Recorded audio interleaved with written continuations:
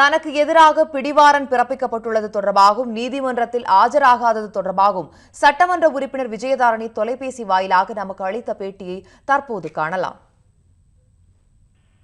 சென்னையில் நடைபெற்று கொண்டிருக்கு.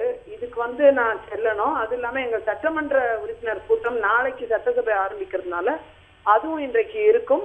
ஆகையால் நம்ம இன்னைக்கு இந்த இதுல அப்பியர் ஆகுறது கஷ்டம்னு சொல்லி நான் பெட்டிஷன் கொடுத்திருந்தேன். அதை வாங்காம வேண்டுமென்ற அதிமுக சைட்ல பிபியா இருக்கக்கூடியவரே முதலமைச்சருக்காக இந்த பெட்டிஷனை போட்டிருக்காங்க. முதலமைச்சர்ல இருந்து ஏதாவது பிரஷர் இருக்கான்னு தெரியல.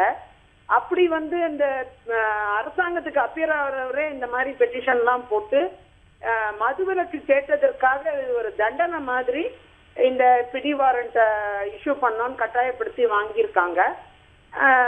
மதுக்கடைகள் மூடப்பட வேண்டும், படிப்படியாக பெண்களுக்கு இதுக்குண்டான நியாயம் கிடைக்கணும். நம்ம போராடி வரக்கூடிய இந்த காலத்துல இது வேண்டுமென்றே இந்த பிடிவாரண்ட இஷ்யூ பண்ணி ரொம்பவே என்னை அவமானப்படுத்தணும்னு நினைக்கிறாங்க. நான் நினைக்கிறேன் இது கட்டாயமா இவங்க இந்த மது மூடுவதற்காக நம்ம கேட்டதுனாலேயே என்னை துன்புறுத்துறாங்கன்னு நல்லா தெரியுது.